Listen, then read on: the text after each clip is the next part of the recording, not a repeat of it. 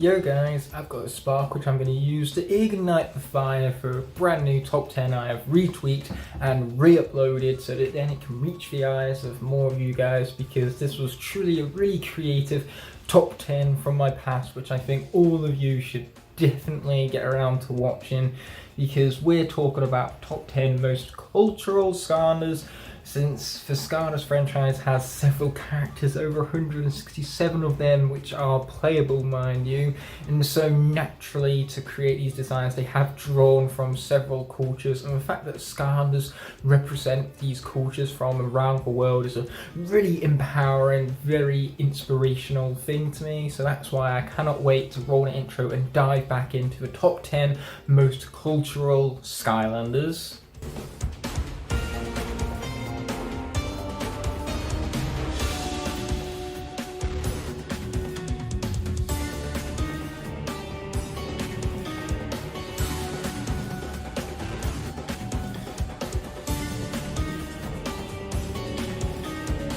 Skylanders has a whole plethora of original characters, but these designs often have a basis from somewhere, whether that's mythology, history, or even food.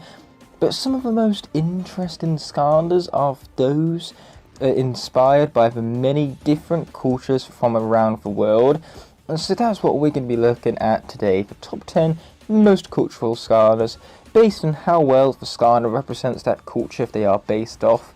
and as well as how good the actual design of a character is. So without further ado, let's get into the top 10 countdown. Sorry dude, you're not in this one. Starting off our list is none other than Hammer Slam Bowser. Now when it comes to guest stars and Skylanders, there are many, and I would count them as cultural Skylanders, since these popular video game characters have become part of common pop culture, but really using guest stars is kind of a cheap way to fill up the list right here, so I decided only to include one, that being my favourite one, Hammer Slam Bowser, since his design is a perfect amalgamation of the classic Nintendo design that pop culture has become so adapt to, you could say, as well as some new elements that really make him have that Skylar type feel to him, add to his whole cartoony aesthetic, and really generally just make him fit in with a cast of Skylanders, as well as still represent that classic character within our culture, mind you. So number 9 on the list is Smolder Dash, which of course raises the question, how is she cultural in any sort of way? Well, it's because of the fact that her moulding looks very similar to the Statue of Liberty. That's a big monument within New York, of course, so that's cultural enough for number 9 on the list, mind you, but it's also why she is as low as she is in this list. So without further ado, we're going to get into the much more cultural characters right here. Even though, as I said before, Smolder Dash does still have that cultural relevance, being that she looks just like that Statue of Liberty you can see to the left right there.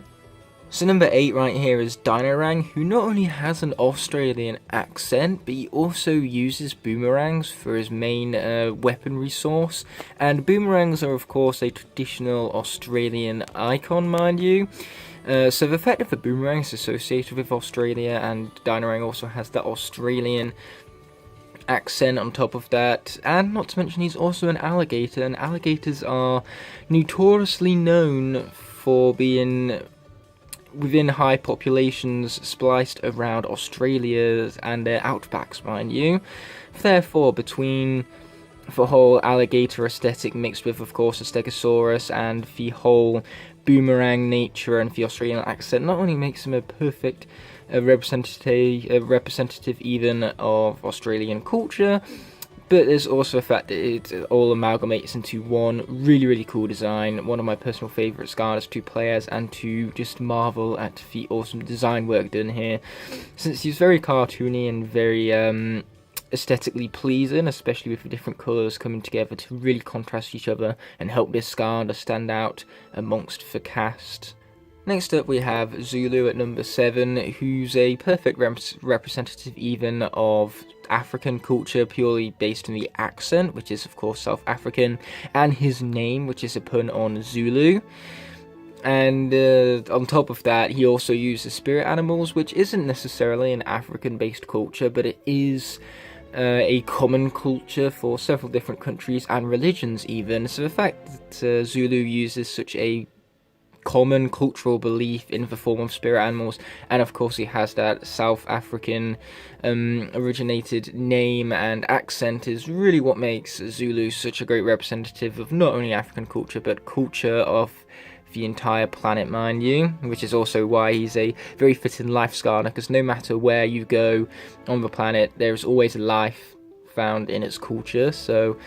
once again, that's a very fitting part to his design, and it shows how thought through the character was. Number 6 on the list is none other than Double Trouble right here, purely because he wears a mask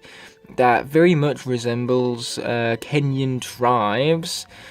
So therefore that makes Double Trouble a very great representative of Kenyan culture, mind you. And once again, he's kind of got that kind of crazy nature to him that has that African based feeling, since Kenya is indeed a African country, mind you.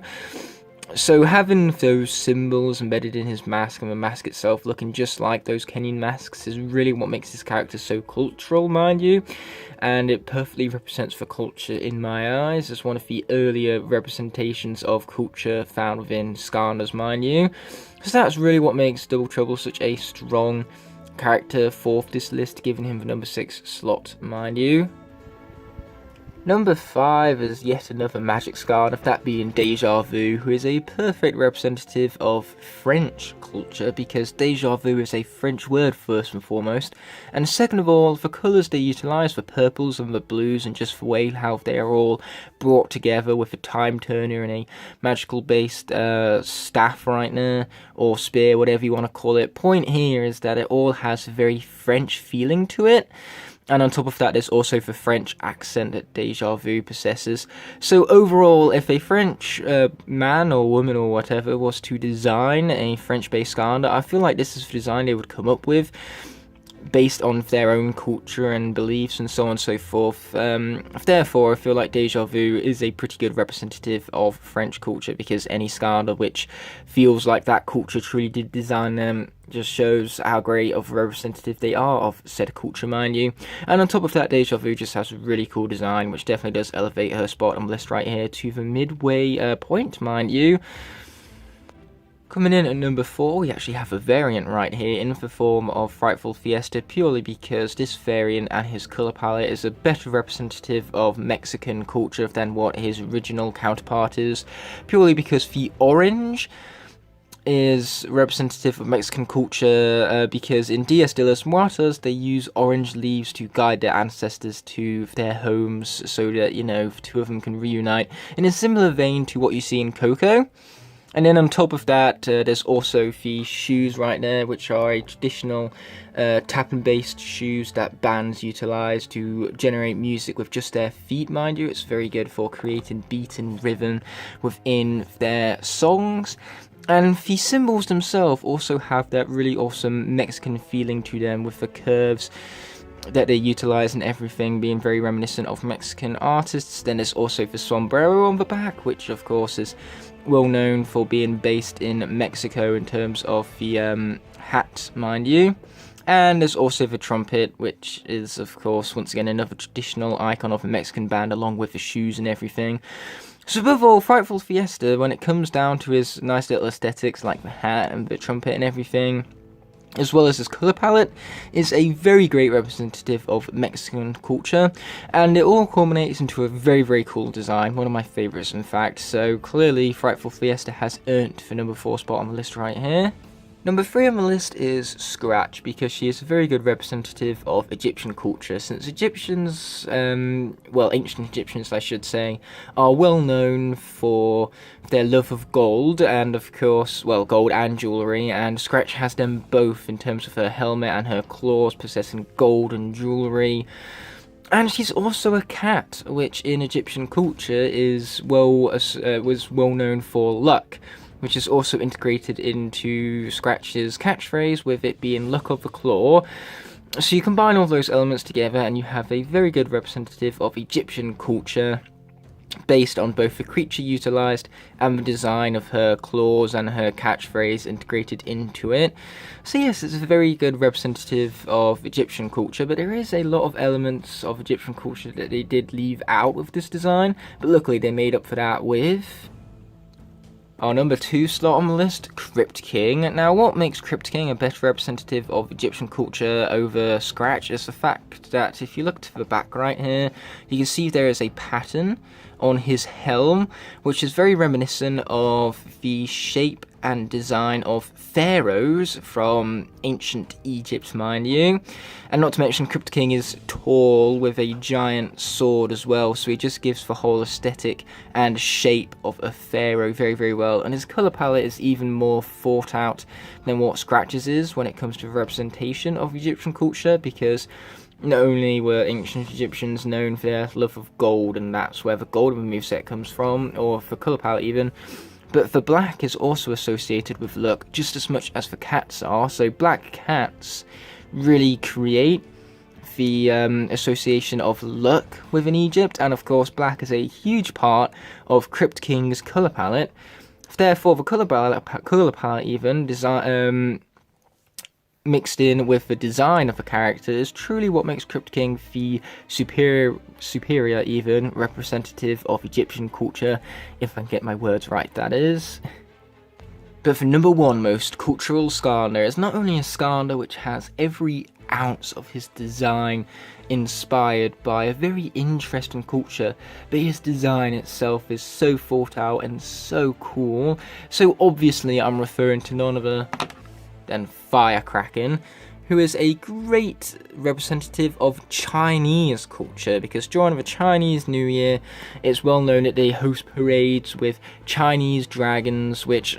are integrated into Firecracker's moveset first and foremost, but his whole design is based off that to begin with. He also utilises fireworks and this dual-wielding fire-based weapon right here, which of course is utilised as part of the Chinese New Year by artists that know how to utilise a sentinel type weapon even. And the fireworks are of course huge in Chinese New Year even. It's a huge celebration, and this design right here truly celebrates that culture, mind you, with its huge sporadic colours that reflect that of the fireworks, mind you, for gold-plated armour, which is